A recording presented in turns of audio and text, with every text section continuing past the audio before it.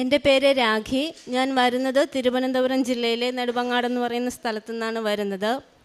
ആദ്യമേ പരിശുദ്ധ അമ്മയ്ക്കും പരിശുദ്ധ അമ്മ വഴി തിരുക്കുമാരനിൽ നിന്ന് ലഭിച്ച ദൈവകൃപകൾക്കും 1000 നന്ദി അറിയിക്കുന്നു. എനിക്ക് ആദ്യമായി പറയാനുള്ളത് എൻ്റെ മകൾക്ക് ലഭിച്ച രോഗസൗഖ്യത്തെക്കുറിച്ചാണ്. എൻ്റെ മകളുടെ പേര് ലിറ മറിയം. അവൾക്ക് 2.5 വയസ്സ് പ്രായമുണ്ടായിരുന്നപ്പോൾ ചെറിയൊരു പനി വന്നു. ഞങ്ങൾ അടുത്തുള്ള ഹോസ്പിറ്റലിൽ കൊണ്ടുപോയ സമയത്ത് ഡോക്ടർമാർ പറഞ്ഞു അത് ചെറിയൊരു യൂറിനറി ഇൻഫെക്ഷനാണ്, അല്ലാതെ വേറെ കുഴപ്പമൊന്നുമില്ല എന്ന് പറഞ്ഞു. അങ്ങനെ അവിടെ അഡ്മിറ്റ് ചെയ്തു, ട്രീറ്റ്മെൻറ്റ് തുടങ്ങി. പക്ഷേ ഈ പനി കുറയുന്നില്ല. പനി വന്നാൽ മോക്കാണെങ്കിൽ നിവർന്ന് നിൽക്കാൻ കഴിയത്തില്ല. അവൾ പിന്നെ എൻ്റെ തോളിലാണ്. അങ്ങനെ ഞങ്ങൾ അപ്പം പനി കുറയാതെ വന്നപ്പോൾ ഞങ്ങൾക്ക് ആകെ പേടിയായപ്പോൾ അവളുടെ വയറ് നോക്കിയപ്പോൾ ചെറിയൊരു വീർപ്പുണ്ടായിരുന്നു. അപ്പം ഇത് ഡോക്ടറിനോട് പറഞ്ഞപ്പോൾ ഡോക്ടർ പറഞ്ഞു നമുക്കെങ്കിൽ സ്കാൻ ചെയ്ത് നോക്കാം. അങ്ങനെ സ്കാൻ ചെയ്ത് നോക്കിയപ്പോൾ അവിടുത്തെ ഡോക്ടർ പറഞ്ഞത് വയറിനകത്തൊരു സിസ്റ്റ് ഉണ്ട്, പക്ഷേ ഇതിൻ്റെ ഒറിജിൻ എവിടെയാണോ, ഇതിൻ്റെ എൻഡിങ് പോർഷൻ എവിടെയാണോ ഒന്നും നമുക്ക് ഐഡൻറ്റിഫൈ ചെയ്യാൻ പറ്റുന്നില്ല.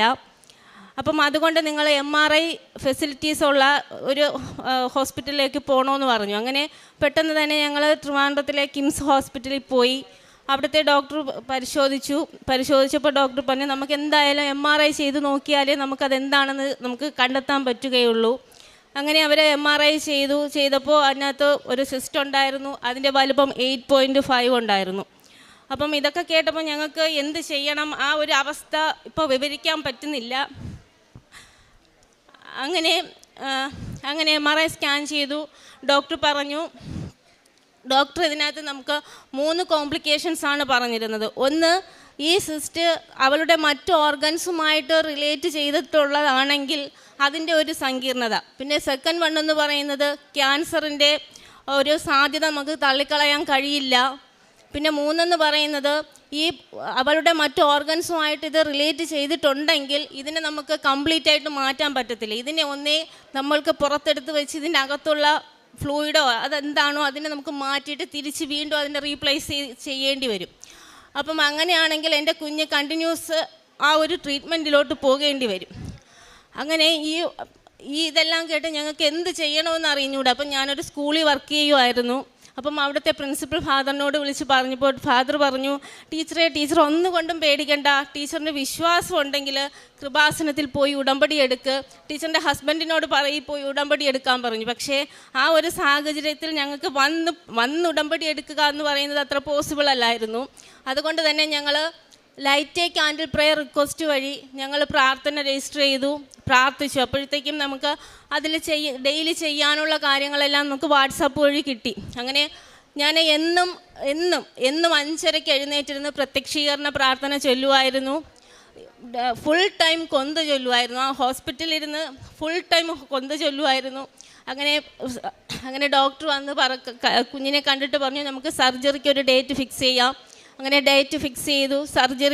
സർജറിക്ക് വേണ്ടിയിട്ട് എല്ലാം റെഡിയായി. അപ്പോൾ ആ ഇടയ്ക്ക് തന്നെ എനിക്കാണെങ്കിൽ ഇവിടുത്തെ ഒരു ഉടമ്പടി തൈലവും ഈ കാശ് രൂപമാണ് എൻ്റെ കയ്യിലുണ്ടായിരുന്നത്. ഈ ഒരു കാശ് രൂപം, അതായത് ഹസ്ബൻഡിൻ്റെ ഒരു സഹോദരി ഇവിടെ വരുമായിരുന്നു, എല്ലാ മാസമൊക്കെ വരുമായിരുന്നു. അങ്ങനെ എൻ്റെ ഹോസ്പിറ്റലിൽ വന്ന സമയത്ത് എൻ്റെ കയ്യിൽ തന്നിട്ട് പറഞ്ഞു നീ പേടിക്കണ്ട, നീ ഇത് വെച്ച് പ്രാർത്ഥിക്കുമെന്ന് പറഞ്ഞു. അങ്ങനെ ഞാൻ സർജറിക്ക് പോകുന്നതിന് മുമ്പ് മോളുടെ വയറ്റിൽ കുരിശ് വരച്ചിട്ട് വിശ്വാസ പ്രമാണം ചൊല്ലിയപ്പോൾ ഞാൻ മാതാവിൻ്റെ മുമ്പിൽ വച്ചിരുന്ന 3 നിയോഗങ്ങളായിരുന്നു. ഒന്ന്, ഇത് കംപ്ലീറ്റ് ആയിട്ട് മാറണം. പിന്നെ ഒന്നെന്ന് പറയുന്നത് ക്യാൻസറിൻ്റെ ഒരു സാധ്യത, അത് പൂർണ്ണമായിട്ടും തള്ളിക്കളയണം. പിന്നെ ഒന്നെന്ന് പറഞ്ഞാൽ ഇവളുടെ ഓർഗൻസുമായിട്ട്, അതായത് ഡോക്ടർമാർ എന്ത് കോംപ്ലിക്കേഷൻസ് പറഞ്ഞോ അതൊന്നുമില്ലാതെ എൻ്റെ കുഞ്ഞിനെ എനിക്ക് തിരിച്ച് തരണമേ എന്ന് ഞാൻ കരഞ്ഞു പ്രാർത്ഥിച്ചിരുന്നു. അങ്ങനെ സർജറി കഴിഞ്ഞിട്ട് ഡോക്ടർ വന്ന് പറഞ്ഞത് ഇതൊരു അത്ഭുതമാണ്. കാരണം ഇവളുടെ രോഗത്തിൻ്റെ പേര് എൻറിക് ഡ്യൂപ്ലിക്കേഷൻ സിസ്റ്റം എന്നായിരുന്നു. അപ്പം അത് 100-ൽ ഒരാൾക്ക് മാത്രമേ വരുള്ളൂ, അതും ന്യൂ ബോൺ ആയിട്ടുള്ള കുഞ്ഞുങ്ങൾക്കേ വരത്തുള്ളൂ. അപ്പം ഡോക്ടർ പറഞ്ഞത് ഇതൊരു അത്ഭുതമാണ്, എന്തായാലും മോളുടെ സർജറി ഇതുകൂടെ ഞാൻ എന്താണോ ഞാൻ മാതാവിൽ നിന്ന് പ്രതീക്ഷിച്ചത് അതാണ് ആ ഡോക്ടറിൽ നിന്ന് എനിക്ക് ലഭിച്ചത്. അതാണ് എനിക്ക് ആദ്യമായിട്ട് ലഭിച്ച ഒരു അനുഗ്രഹം. അങ്ങനെ ഞങ്ങൾ വന്ന് 17/1/2023 ഞങ്ങൾ വന്ന് ഇവിടെ ഉടമ്പടി എടുത്തതിൽ ഞാൻ പ്രധാനമായിട്ടും വച്ചിരുന്ന 2 നിയോഗങ്ങളെന്ന് പറയുന്നത്, ഒന്ന് വസ്തുവിൻ്റെ വിൽപ്പനയായിരുന്നു. കാരണം ഞങ്ങൾ ഒരു വസ്തു വാങ്ങിച്ചു, പക്ഷേ അതിന് ഒരുപാട് നിയമ തടസ്സങ്ങളുണ്ടായിരുന്നു. കാരണം നിയമക്കുരുക്കുകളുണ്ടായിരുന്നു. അത് ഞങ്ങൾക്ക് അറിയില്ലായിരുന്നു. അറിയാതെയാണ് ഞങ്ങൾ വാങ്ങിച്ചത്. അപ്പം അത് ഞങ്ങൾക്ക് വിറ്റുപോയാലേ ഞങ്ങൾക്കൊരു ഭവനം വയ്ക്കാൻ പറ്റുകയുള്ളൂ. അപ്പം അത് വിൽക്കാൻ നോക്കിയപ്പോഴത്തേക്കാണ് ഇങ്ങനെയുള്ള കോംപ്ലിക്കേഷൻസൊക്കെ അറിയുന്നത്. അപ്പം ഞാൻ അത് ഇവിടെ വന്ന് നിയോഗം വെച്ചു. ഞാൻ മാതാവിനോട് പ്രാർത്ഥിച്ചു, മാതാവേ നീ എൻ്റെ കൂടെ ഉണ്ട് എന്ന് എനിക്കൊരു ധൈര്യത്തിന് വേണ്ടിയിട്ട് ഞാൻ ഒരാഴ്ചയ്ക്കുള്ളിൽ അതിലെന്തെങ്കിലും ആ വസ്തുവിൻ്റെ പ്രശ്നത്തിൽ എന്തെങ്കിലും ഒരു നീക്കുപോക്ക് നീ ഉണ്ടാക്കി തരണേന്ന് പ്രാർത്ഥിച്ചു. അതിന് പ്രകാരം അതുപോലെ ഒരാഴ്ചയ്ക്കുള്ളിൽ, അതായത് ഞാൻ എന്ന് വന്ന് ഉടമ്പടി എടുത്തു, അതിൻ്റെ പിറ്റേ ആഴ്ച ഇടനിലക്കാരനില്ലാതെ ആ ഒരു പ്ലോട്ട് വിറ്റുപോയി. അതുപോലെ തന്നെ ബാക്കി തുടർന്നുള്ള എല്ലാ പ്ലോട്ടുകളും വിറ്റുപോയി. ഞങ്ങൾ ഇതിനു വേണ്ടിയിട്ട് ഉടമ്പടി ഉപ്പ് അവിടെ കൊണ്ടിട്ട് വിശ്വാസ പ്രമാണം പറഞ്ഞിട്ട് ചൊല്ലിയിരുന്നു.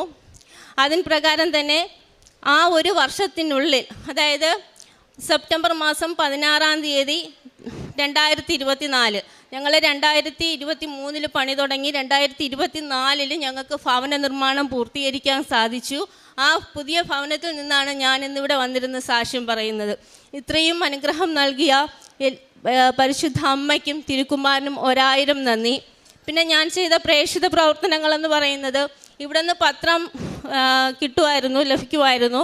അതിനെ ഞങ്ങൾ പള്ളിയിലോ കുരിശടിയിലോ കൊണ്ടുപോയി വയ്ക്കത്തില്ല. ഞങ്ങൾ വിശ്വാസ പ്രമാണം ചൊല്ലി ഞാനും എൻ്റെ ഹസ്ബൻഡും കൂടി എല്ലാ വീടുകളിലും കയറി ഞങ്ങൾക്ക് കിട്ടിയ അനുഗ്രഹത്തെ പറഞ്ഞ് ഞങ്ങൾ കൊടുക്കുമായിരുന്നു. പിന്നെ അനാഥാലയത്തിലെ കുട്ടികൾക്ക് ഒരു നേരത്തെ ഭക്ഷണം, അത് സ്നാക്സ് ആയിട്ടായിരിക്കും, അല്ലെങ്കിൽ അതിനുള്ള ക്യാഷായിട്ട് ഞങ്ങൾ കൊടുക്കുമായിരുന്നു. ഉടമ്പടി എടുത്തതിന് ശേഷം എൻ്റെ ആത്മീയമായ ജീവിതം എന്ന് പറയുന്നത് ഇച്ചിരി കൂടി മികച്ചതായിരുന്നു. കാരണം എപ്പോഴും ഒരു പ്രാർത്ഥിക്കാൻ സമയം കണ്ടെത്തും. അതുപോലെ തന്നെ കുടുംബ പ്രാർത്ഥനയിലും മാക്സിമം മുടക്കം വരാതെ നോക്കുന്നുണ്ട്. പള്ളി കാര്യങ്ങളിൽ അതുപോലെ തന്നെ സജീവമായിട്ട് പ്രവർത്തിക്കാനും ശ്രമിക്കുന്നുണ്ട്. ഇത്രയും അനുഗ്രഹങ്ങൾ നൽകിയ പരിശുദ്ധ അമ്മയ്ക്കും തിരുക്കുമാരനും 1000 നന്ദി. 2 കൊരിന്തോസ് 6:2 തിരുവചനം. സ്വീകാര്യമായ സമയത്ത് ഞാൻ നിൻ്റെ പ്രാർത്ഥന കേട്ടു, രക്ഷയുടെ ദിവസത്തിൽ ഞാൻ നിന്നെ സഹായിക്കുകയും ചെയ്തു. ഇതാ ഇപ്പോൾ സ്വീകാര്യമായ സമയം, ഇതാ ഇപ്പോൾ രക്ഷയുടെ ദിവസം. രാഗിമോൾ എന്ന ഈ മകൾ തൻ്റെ 3 നിയോഗങ്ങൾ വളരെ അത്ഭുതകരമായി പരിശുദ്ധ കൃപാസന മാതാവിൽ നിന്ന് സാധിച്ചു കിട്ടിയതിൻ്റെ സാക്ഷ്യമാണ് ഇവിടെ പങ്കുവയ്ക്കുക. ആദ്യത്തത് ലൈറ്റ് കാൻഡിൽ പ്രെയർ ഇട്ടുകൊണ്ട് മകളുടെ കുഞ്ഞിന് വേണ്ടിയുള്ള പ്രാർത്ഥന സമർപ്പിച്ചതാണ്. അത് പറഞ്ഞു, കുഞ്ഞിൻ്റെ വയറിൽ ഒരു സിസ്റ്റ് ഉണ്ടാവുകയും അത് ഒത്തിരി കോംപ്ലിക്കേഷൻസിലേക്ക് മാറുവാൻ സാധ്യതയുള്ളതാണെന്ന് പരിശോധനകളിലൂടെ ഡോക്ടർമാർ അറിയിക്കുകയും ചെയ്യുന്നു. പൂർണ്ണ സൗഖ്യത്തിന് വേണ്ടിയുള്ള പ്രാർത്ഥനയാണ് മകൾ ആ നാളുകളിൽ അമ്മയോട് സമർപ്പിക്കുന്നത്. ക്യാൻസറിൻ്റെ സാധ്യത ഇല്ലാതാവണം, മറ്റ് ഓർഗൻസിനെയൊന്നും അത് ബാധിക്കാതെ ഇപ്പോൾ ചെയ്യുന്ന ഓപ്പറേഷനുടെ പൂർണ്ണ സൗഖ്യം, മറ്റൊരു പ്രശ്നവുമില്ലാതെ വീണ്ടും സ്രവങ്ങളൊന്നും ഉള്ളിലേക്ക് കൊടുക്കാതെ അത് സൗഖ്യപ്പെടണമെന്നതായിരുന്നു മകളുടെ നിയോഗവും പ്രാർത്ഥനയും. അത് അമ്മ മാതാവ് പൂർണ്ണമായി ഏറ്റെടുത്ത് കണ്ണീരിൻ്റെ കാലത്തിലൂടെ, ആകുലതയുടെ കാലത്തിലൂടെയാണ് അന്ന് കടന്നുപോയതെങ്കിലും അമ്മ മാതാവ് എല്ലാ ക്ലേശങ്ങളും എല്ലാ വെല്ലുവിളികളെയും പൂർണ്ണമായി മാറ്റിക്കൊടുത്തുകൊണ്ട് കുഞ്ഞിന് പൂർണ്ണ ആരോഗ്യം, പൂർണ്ണ സൗഖ്യം നൽകിയതിനെ സാക്ഷ്യപ്പെടുത്തുന്നു. ഒരു നന്മ കിട്ടി എന്നതുകൊണ്ട് അമ്മ മാതാവിനെ ഉപേക്ഷിക്കുകയല്ല രാഗിണി ചെയ്തത്. രാഗിണിക്ക് അന്ന് ഒരു സ്കൂളിൽ ജോലി ചെയ്യുന്നത് കൊണ്ട് ഒരു ഫോണിലൂടെ ലഭിച്ച അറിവാണ് കൃപാസനത്തെക്കുറിച്ച്. മകളുടെ രോഗസൗഖ്യത്തെ കൂടുതൽ ഉടമ്പടിയിലേക്ക് അടുത്തു വരുവാൻ, ഉടമ്പടിയിൽ ജീവിക്കുവാനുള്ള ആത്മധൈര്യമാണ് കൈമാറിയത്. അങ്ങനെയാണ് കുടുംബം ഇവിടെ വന്ന് ഉടമ്പടി എടുത്തുകൊണ്ട് ഉടമ്പടി പ്രകാരം ജീവിക്കുന്നത്. ആ ഉടമ്പടി പ്രകാരമുള്ള ജീവിതത്തിൽ മകൾക്കുള്ള ഒരു നിയോഗമായിരുന്നു വസ്തു വിറ്റുപോവുക, പുതിയൊരു ഭവനം നിർമ്മിക്കുക എന്നത്. 2 നിയോഗങ്ങളും വളരെ വേഗത്തിൽ ഇടനിലക്കാരില്ലാതെ വസ്തു വിറ്റുപോയതും നല്ല വില ലഭിച്ചതും പുതിയ ഭവനം നിർമ്മിച്ച് പൂർത്തീകരിക്കുവാൻ സാധിച്ചതിനെയും സന്തോഷത്തോടെ മകൾ ഈ അൾത്താരയിൽ സാക്ഷ്യപ്പെടുത്തുകയാണ്. ഉടമ്പടി ജീവിതം നമ്മളെ കുറേ കൂടി ആത്മീയ ബലമുള്ളവരായി വളർത്തുന്നുണ്ട്. ഉടമ്പടിയിൽ നമ്മോട് പറയുക, അനുദിന ദിവ്യബലിയിൽ പങ്കുചേരണം, 2 ആഴ്ചയിലൊരിക്കൽ കുമ്പസാരിക്കണം, വചനം അരമണിക്കൂർ വീതം വായിക്കണം, പ്രാർത്ഥനാപൂർവം വായിക്കണം, ആഴ്ചയിലൊരിക്കലെങ്കിലും ഉപവസിക്കണം, അതുപോലെ കാരുണ്യ പ്രവൃത്തികളിലൂടെ നമുക്കുള്ളതിൻ്റെ ഒരു പങ്ക്, ദൈവം നമുക്ക് നൽകിയതിൻ്റെ ഒരു പങ്ക് മറ്റുള്ളവർക്ക് അവകാശപ്പെട്ടതെന്ന് ബോധ്യപ്പെട്ടുകൊണ്ട് തിരികെ നൽകുവാൻ സാധിക്കാത്തവർക്ക് വേണ്ടി കൊടുക്കുവാൻ എപ്പോഴും തയ്യാറാവണം. അതോടൊപ്പം സുവിശേഷ ദൈവനാമത്തെ മഹത്വപ്പെടുത്തി ജീവിക്കണം, സുവിശേഷ പ്രവർത്തനത്തിൽ പങ്കാളിയാവണം. ഇത് ഉടമ്പടി നമ്മോട് പറയുന്ന അടിസ്ഥാന കാര്യങ്ങളാണ്. അതിനോടൊപ്പം ആഴ്ചതോറും അച്ഛൻ്റെ ഉടമ്പടി ധ്യാനത്തിൽ ഓൺലൈനായി പങ്കുചേരണം, സാക്ഷ്യങ്ങൾ കേൾക്കുകയും അത് പങ്കുവയ്ക്കുകയും ചെയ്യണം. ഡെയിലി പ്രെയറിൽ പങ്കുചേർന്നുകൊണ്ട് ഓരോ ദിവസത്തെയും നമ്മുടെ നിയോഗങ്ങൾ, ജീവിത പ്രശ്നങ്ങൾ, ജീവിതത്തിൻ്റെ ആവശ്യങ്ങൾ അവ വേഗത്തിൽ നിറവേറുന്നതിന് വേണ്ടി പ്രാർത്ഥിക്കണം. നമുക്ക് ഈ ഒരു പദ്ധതിയിലൂടെ ജീവിതത്തെ പൂർണ്ണമായി സമർപ്പിച്ച് കഴിയുമ്പോൾ ഓരോ നിമിഷവും ഒരു ദൈവികമായ ഒരു ആംബിയൻസിൽ, ഒരു ഡിവൈൻ ആംബിയൻസിൽ നമ്മുടെ ജീവിതത്തെ മുന്നോട്ട് കൊണ്ടുപോകുന്നത് മനസ്സിലാക്കുവാനാവും. ക്ലേശങ്ങളിൽ പ്രത്യാശയോടെ ആത്മബലത്തോടുകൂടി ദൈവത്തിൽ ആശ്രയിക്കുവാൻ നമുക്ക് കരുത്ത് പകരും. അതോടൊപ്പം ജീവിതത്തിൻ്റെ ഏതൊരവസ്ഥയിലും ഒട്ടും കൈവിട്ടു പോകാത്ത ദൈവാത്മാവിൻ്റെ പ്രചോദനവും പരിശുദ്ധമ്മയുടെ സാന്നിധ്യവും ജീവിതത്തെ നയിക്കുന്നുവെന്ന് നമുക്ക് അനുഭവിക്കുവാൻ സാധിക്കും. മകൾ പറയുന്നുണ്ട്, ഇവിടെ നിന്ന് ലഭിച്ച ഒരു ചെറിയ കാശുരൂപമാണ് ആ ലൈറ്റ് ക്യാൻഡിൽ പ്രേരിട്ട നാളുകളിൽ എനിക്കെന്നും ബലമായി കൂടെ ഉണ്ടായിരുന്നതും എൻ്റെ കുഞ്ഞിൻ്റെ രോഗത്തിൻ്റെ സൗഖ്യത്തിന് വേണ്ടി ഞാൻ ഏറ്റവും കൂടുതൽ ശരണപ്പെട്ട് പ്രാർത്ഥനയ്ക്ക് വേണ്ടി ഉപയോഗിച്ചതെന്നും. പ്രിയമുള്ളവരെ, ഉടമ്പടി ജീവിതം നമ്മളെ ദൈവാത്മാവിൻ്റെ പ്രചോദനമുള്ള വ്യക്തികളാക്കി മാറ്റുന്നു.